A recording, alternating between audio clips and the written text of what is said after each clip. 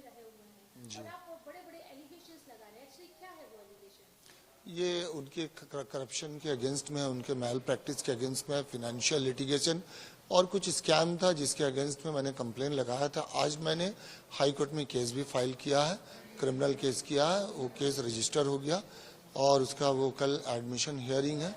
तो ये देखते हैं, फिर हाई कोर्ट से मैंने अपनी सेफ्टी सिक्योरिटी के लिए भी अपील किया है, क्योंकि मुझे भी धमकियां आ रही हैं और ये बहुत बड़ा स्कैम है, बहुत बड़ा नेक्सस है संदीप घोष का, जिसको मैं एक्सपोज करना चाहता हूँ। क्या है वो स्कैम? ये बहुत सारे, जैसे बायोमेडिकल वेस्ट का, जैसे डेड बॉडी का, जैसे टेंडर दे करके कमीशन लेना, छात्रों को फेल कराना, फेल करके पैसे लेना, और जैसे इलीगल जो स्टॉल कियोस्क है ये सब बिना गैर टेंडर वगैरह के रेंट पे देना। तो इस तरह का बहुत सारा इरेगुलरिटीज है, उसमें डेड बॉडी भी एक है। तो मैं चाहता हूं कि इसकी इंक्वायरी हो ऊंचे लेवल में और उनको सजा मिले और उनका ये रैकेट जो है इसका पर्दाफाश हो। देखिए, ये कुछ डेड बॉडी जो है बगैर पेशेंट पार्टी के, मर्जी के, कंसेंट के और फॉरेंसिक मेडिसिन के एचओडी के बिना नॉलेज के ये वर्कशॉप में दे दिए थे। तो इसके अगेंस्ट में एक इंक्वायरी कमेटी हुई थी, नेशनल कमीशन में कंप्लेन भी हुई थी, हाई कोर्ट में भी पीआईएल हुआ था। डिपार्टमेंट ने कोई इंक्वायरी नहीं बैठाई? बहुत कुछ हुआ, सब कुछ हुआ, लेकिन पता नहीं आज तक कुछ हुआ नहीं इनका आज तक अभी तक तो कुछ हुआ नहीं है। ऐसा बोला जाता है कि काफी रसूख वाले रहे हैं। हाँ, ये तो समझ में आता है, क्योंकि दो मरतबा इनका ट्रांसफर हुआ, फिर ट्रांसफर होने के बाद दोबारा आके ये पोस्ट पे बैठ गए।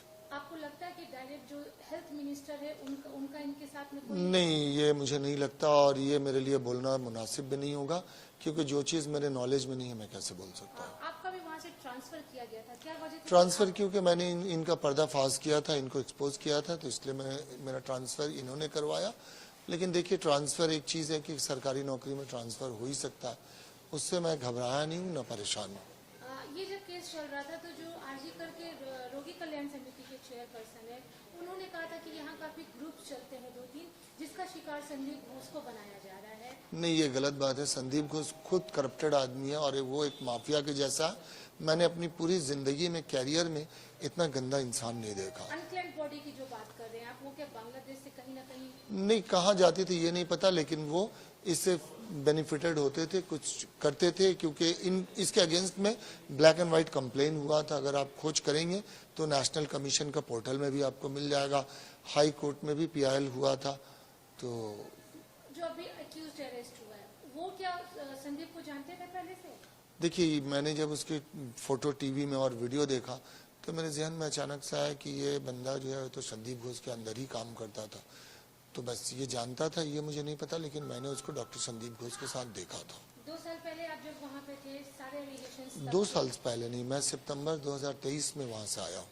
2 साल अभी नहीं हुआ। एलिगेशंस तब के हैं, अब ये इंसिडेंट हुआ है, तो इसमें संदीप घोष का इन्वॉल्वमेंट आपको कहाँ तक लगा है? देखिए, ये जो इंक्वायरी चल रहा है तो इसके लिए मेरा अभी बोलना मुश्किल है, क्योंकि ये एक्सपोज होंगे, अगर कुछ इन्वॉल्वमेंट होगा तो अवश्य एक्सपोज होंगे। लास्ट क्वेश्चन, क्या आप सीबीआई के पास जाएंगे हेल्प के लिए? देखिए, मैंने कोर्ट को फाइल किया करप्शन और ये जो स्कैम है इसके अगेंस्ट में, और आज हाई कोर्ट ने उसको रजिस्टर भी कर लिया। कल एडमिशन हियरिंग है। हाँ, मैंने सीबीआई और ईडी को इंटरवीन करने के लिए कहा है, क्योंकि ये बहुत बड़ा नेक्सस संदीप घोष चला रहे, इसको तोड़ना, एक्सपोज करना जरूरी है। ये भविष्य के लिए, बच्चों की जिंदगी के लिए, ये देश के हित में होगा, इसलिए मैं कोशिश कर रहा हूँ। हॉस्पिटल से कनेक्टेड तो नहीं है? देखिए, ये मैं चाहता हूँ पर्दाफाश हो, उसके बाद ही मैं कुछ बता पाऊँ।